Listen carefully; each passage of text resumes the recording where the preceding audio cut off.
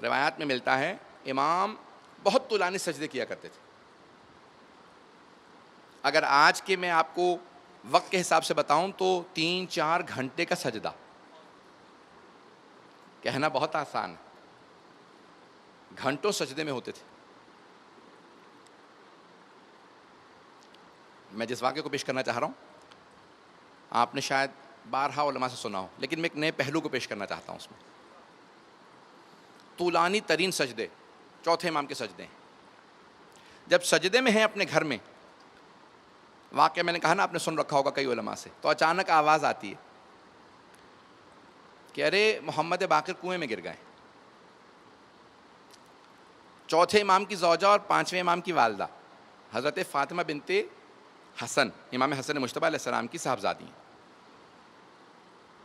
जैसे ही उन्होंने सुना, पर्दा हायल था कि वो बाहर जाती, क्योंकि मजमा आम जमा हो चुका था, लोग थे, रोती हुई उस हुजरे में आई जहां चौथे इमाम सजदे में थे।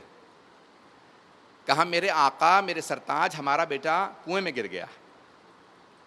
इमाम सजदे में हैं, सजदे को तूल दे रहे। वहां बहुत देर गुजर गई, पांचवें इमाम कुएं में हैं।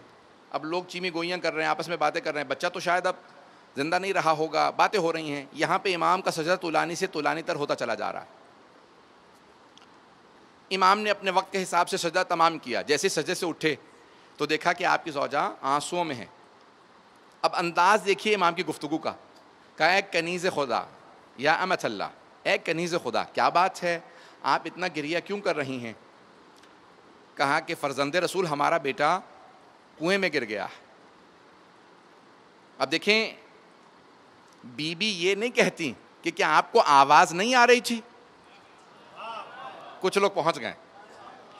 बीबी ये नहीं कहती जनाब फातिमा बिनते हसन, क्या आपको आवाज नहीं आ रही थी? मैं आधे घंटे या 1 घंटे या 1.5 घंटे जितनी भी देर से आवाजें दे रही थी। क्यों? क्योंकि वो भी जानती हैं ये हुज्जत खुदा है भाई, वो इमाम की बेटी हैं, इमाम की पोती हैं, इमाम की भतीजी हैं, इमाम की ज़ौजा है, इमाम की माँ है, इमाम की दादी है।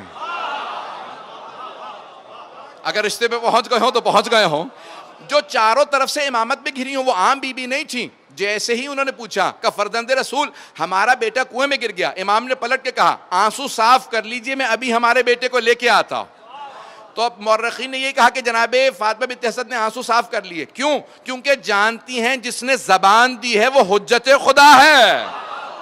तो एक मर्तबा इमाम चले, मैं अपने अंदाज से पेश करूं इमाम कैसे चले होंगे अपने बेटे इमाम बाक़िर अलैहिस्सलाम को कुएं से निकालने के लिए। एक मर्तबा इमाम सजदे से उठे, मेरा दिल कहता है इमाम ने विलायत का अमामा सर पे रखा होगा, इमामत की कबाली होगी, इस्मत की अबाली होगी, तवल्ला की तस्बीली होगी, तबर्रा का डंडा लिया होगा, और इमाम ने अपने नालैन ज़ेब तन किए होंगे, जमीन कदमों के बोसे दे रही होगी, सदाएं लब्बैक आ रही होगी जहां से। जब इमाम चले तो एक मर्तबा मजमा रास्ता देने लगा, कहा हट जाओ, फर्जंदे रसूल आ रहे हैं, का इन्हीं का बेटा है जो कुएं में गिरा है। अब सब देख रहे हैं, का इतनी देर गुजर चुकी, आम बच्चा भी 2-3 मिनट में हलाक हो गया होता। अब सारे मदीने वाले खड़े देख रहे हैं। इमाम कुएं के किनारे आए और आने के बाद आवाज दी, का पानी मेरी अमानत को लौटा दे।